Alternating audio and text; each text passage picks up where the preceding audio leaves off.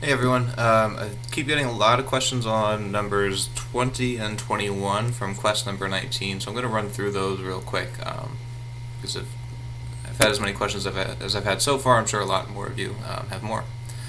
So for numbers 20 and 21, what we have here is an example of something called a compound circuit, which is a circuit that's a mix of things that are both series and parallel. Kind of what I mean by that is if we look at question number 20, which is right here, oh, there we go, right here, we've got, again, it's kind of a mix of both things, because you see how if we follow our circuit, if we change color, if we follow our circuit in, we've got like two different branches here that we could follow. Now if you follow this bottom branch, you only go through one resistor. If you go through the top one, you have to go through two of them. And you have to go through two of them. There's only one path on that top little part.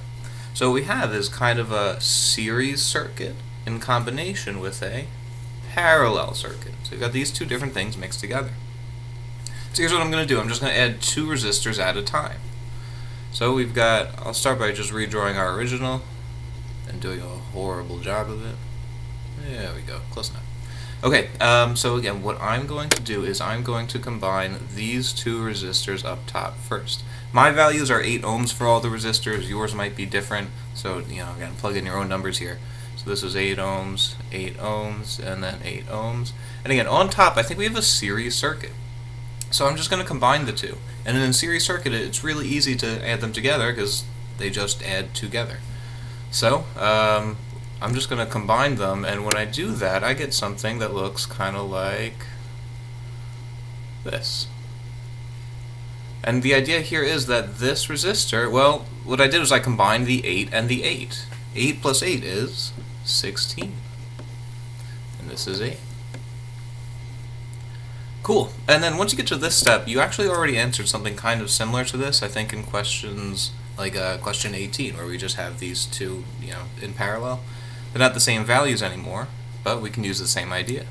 This is a parallel circuit, so to combine these two, I'm going to do that 1 over Req equals 1 over R1 plus 1 over R2.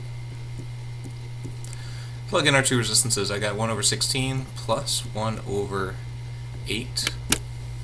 Throw that in a calculator. And what I got was 0.1875.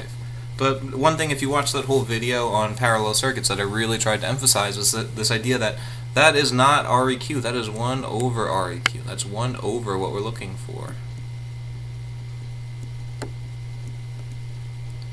Oh, that's a 5, everyone. So what I'm going to do here is I'm going to put this over 1, and I'm going to flip both sides. So Req over 1 is equal to 1 over 0.1875. If you do 1 over 0.1875, I got a final equivalent resistance of, I got 5.3 for repeating ohms for mine. Again, your number might be different. But that's the idea. We're just going to combine these two first in series, and then we're going to combine them with the other resistor, which is in parallel with those two. And then for number 21, we're going to take the same idea, and we have, again, it's another compound circuit, because we follow one path, we have to go through that one. So that's kind of in series, but it's in series with this split here. It's in series with these two parallel resistances. So here's what I'm going to do. I'm going to start by redrawing, and again, I'm going to kind of take the same idea. I don't know where that went. I'm going to take the, oh god. I'm going to take the same idea that I did before. I'm just going to combine different ones first. So we've got, again, 8 ohms. Your numbers may be different from mine, so fill in your own numbers. I'm going to start by combining these two right here. And it looks like those two are in parallel with one another. Because if you were an electron, say you'd have multiple paths, you get to choose which one you go through. And for parallel circuits, we got to do this whole mess. They're the same number, which means we're lucky here. We have a common denominator. So I'm going to do 1 over 8 plus 1 over 8. Hopefully your fractions are okay here. 1/8 plus 1/8 is 2/8, right? Which simplifies to 1/4.